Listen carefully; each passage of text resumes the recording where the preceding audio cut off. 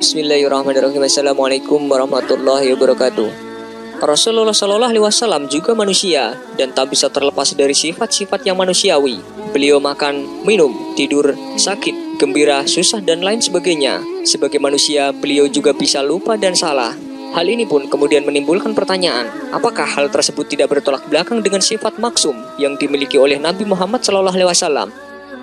Jawabannya tentu sama sekali tidak. Bahkan sebaliknya, hal tersebut justru semakin mengukuhkan sifat kemaksuman beliau Shallallahu Alaihi Wasallam. Di antara kesalahan-kesalahan Nabi Muhammad Shallallahu Alaihi Wasallam tersebut adalah sebagai berikut: menyolati dan mendoakan kaum munafik. Kisah ini terjadi pada saat Abdullah bin Ubay bin Salul yang merupakan pentolan orang-orang munafik meninggal dunia. Umar bin Khattab radhiyallahu anhu berkata, ketika Abdullah bin Ubay bin Salul meninggal, Rasulullah Shallallahu Alaihi Wasallam diminta datang untuk menyolati jenazahnya. Ketika Rasulullah Shallallahu Alaihi Wasallam berdiri untuk sholat, aku melompat kepada beliau dan berkata, wahai Rasulullah, mengapa engkau sholat untuk anak si Ubay itu? Padahal pada hari ini dan hari ini dia mengatakan begini dan begitu. Lalu aku sebutkan kepada beliau semua perkaranya itu. Rasulullah Shallallahu Alaihi Wasallam tersenyum dan bersabda, hai Umar, biarkanlah aku. Setelah berulang-ulang aku mengatakan, maka beliau bersabda, sesungguhnya aku boleh memilih, maka aku telah memilih. Sekiranya aku tahu, kalau aku mohonkan ampunan baginya lebih dari 7 kali, niscaya dia akan diampuni. Tentu aku akan menambahnya. Umar berkata, kemudian Rasulullah Shallallahu Alaihi Wasallam menyolati jenazah Abdullah bin Ubay. Tetapi tidak beberapa lama sesudah itu, turunlah surat At-Taubah ayat 84. Janganlah sekali-kali kamu menyolati jenazah seorang yang mati dari mereka, dan janganlah kamu berdiri mendoakan di atas kuburan mereka. Sesungguhnya mereka telah kafir pada Allah dan utusannya, dan mereka mati dalam keadaan fasik. Umar pun berkata, maka aku merasa heran sesudah turunnya ayat itu. Mengapa aku begitu berani kepada Rasulullah pada hari itu? Allah lebih mengetahui. Hadis riwayat Bukhari. Mengharamkan madu.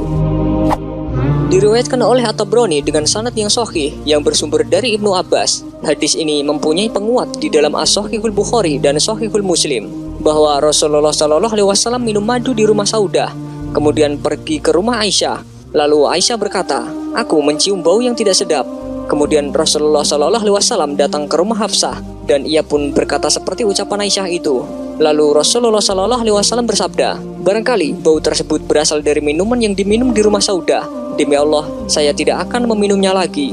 Kemudian malaikat Jibril turun membawa teguran dari Allah Subhanahu wa taala. Hai Nabi, mengapa kamu mengharamkan apa yang Allah halalkan bagimu? Apabila kamu hanya mencari kesenangan hati istri-istrimu, dan Allah Maha Pengampun lagi Maha Penyayang. Quran surat At-Tahrim ayat 1. Toleransi kepada orang-orang munafik untuk tidak mengikuti perang Tabuk. Kisah ini terjadi pada saat perang Tabuk, yang merupakan perang terakhir dalam sejarah kenabian, di mana pada saat itu seluruh bangsa Arab telah bersatu dalam panji Islam, dan mereka menuju tempat yang disebut Tabuk, yang terletak di perbatasan negeri Syam untuk menghadang pasukan Romawi. Salah satu hikmah dari perang Tabuk adalah sebagai ajang untuk menguji keimanan para sahabat, karena pada saat itu sedang musim panas, dan kebun kurma di Madinah sedang panen. Jadi akan terasa berat bagi kaum muslim untuk mengikuti perintah ini, terutama bagi kaum munafik. Namun bagi para sahabat, tentunya hal ini adalah ajang untuk meningkatkan amal baik mereka. Berbondong-bondong para sahabat menyumbangkan hartanya untuk dana perang, seperti yang diriwayatkan Abu Bakar As-Siddiq, bahkan menyumbangkan seluruh hartanya.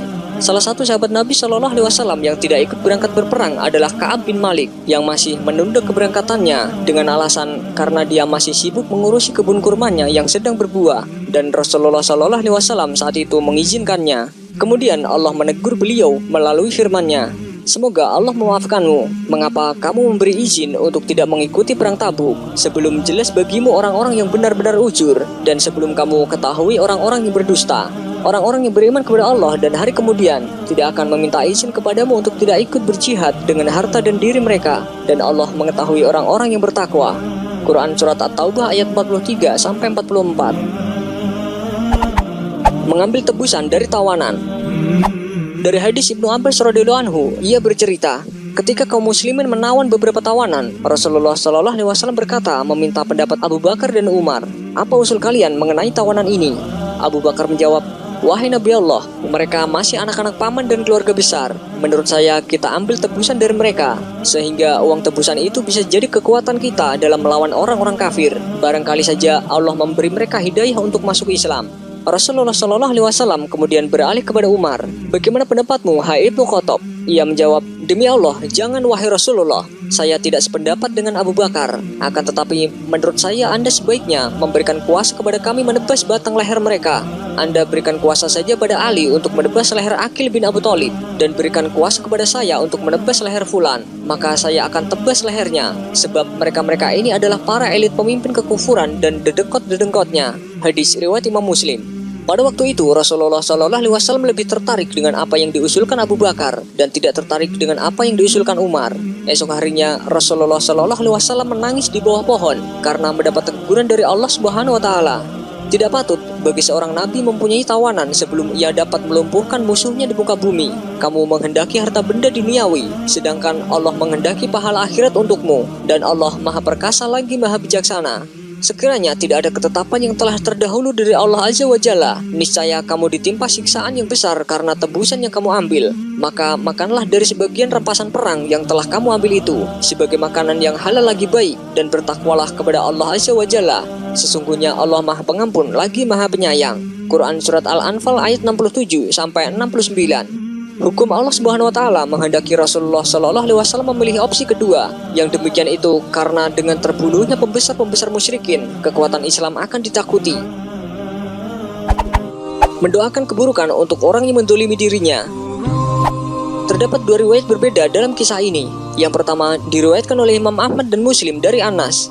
Salah satu gigi Nabi Muhammad SAW rontok di waktu perang Uhud dan terdapat luka di wajah beliau sehingga darah pun mengalir ke bawah. Maka beliau SAW bersabda, bagaimana suatu kaum akan beruntung jika mereka melakukan hal ini terhadap Nabi mereka yang mengajak mereka kepada Tuhan mereka.